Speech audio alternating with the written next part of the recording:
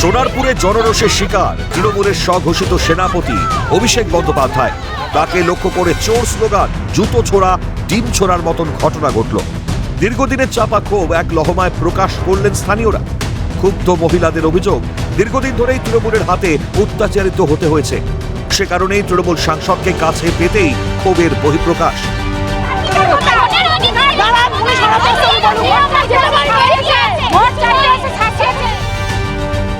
তবে এই ঘটনার পরেই রাজধর্ম পালন করেছেন রাজ্যের মুখ্যমন্ত্রী শুভেন্দু অধিকারী। তৎকালীন তৃণমূল জমানায় বারংবার তার কনভয় হামলার ঘটনা ঘটেছে, কিন্তু সেই সময় তৃণমূল সরকারের প্রশাসন কার্যত নীরব থেকেছে। কেন্দ্রীয় সুরক্ষার জেরেই বারংবার পরিত্রাণ পেয়েছেন বর্তমান মুখ্যমন্ত্রী শুভেন্দু অধিকারী। তবে জমানার পরিবর্তন হলেও বঙ্গের সৌজন্যের সংস্কৃতি নষ্ট হতে দেননি শুভেন্দু। ইতিমধ্যেই সরকারি সভায় ডাক পাচ্ছেন বিরোধী বিধায়করা। সরকারের এই সিদ্ধান্তে খুশি তৃণমূলের অধিকাংশ বিধায়ক। শনিবার অভিষেক বন্দ্যোপাধ্যায়ের আক্রান্ত হওয়ার খবর প্রকাশ্যে আসতেই তাকে উদ্ধার করার জন্য পৌঁছে যায় বিশাল পুলিশ বাহিনী ও কেন্দ্রীয় বাহিনী। পরিস্থিতি নিয়ন্ত্রণে এনে অভিষেক বন্দ্যোপাধ্যায়কে বের করে আনেন তারা। এটাই তো গণতন্ত্রের জন্য কাঙ্ক্ষিত। কিন্তু এই ছবি তো তৃণমূল জমানায় দেখা যায়নি। উত্তরবঙ্গ থেকে দক্ষিণবঙ্গ বারংবার শুভেন্দু অধিকারীর কনভয়ে হামলার ঘটনা ঘটেছে। তখন তৎকালীন মুখ্যমন্ত্রী মমতা বন্দ্যোপাধ্যায়কে তো রাজধর্ম পালন করতে দেখা যায়নি। উল্টে সভা সমিতি করতে গিয়েও বারংবার সরকারের অসহযোগিতার মুখে পড়তে হয় তাকে। তখন তৎকালীন প্রশাসনের উদারতা তো চোখে পড়েনি।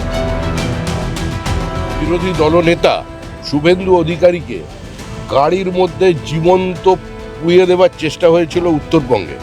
বিরোধী দলনেতাকে সভা সমিতি করবার জন্য 104 বার হাইকোর্টের দরজায় যেতে হয়েছিল। যা অত্যাচার তৃণমূল কংগ্রেস করেছে আমাদের কর্মীদের সঙ্গে, আমাদের মহিলাদের সঙ্গে, আমরা সংযত আছে ছিলাম বলেই আজকে তৃণমূল কংগ্রেস অক্ষত আছে।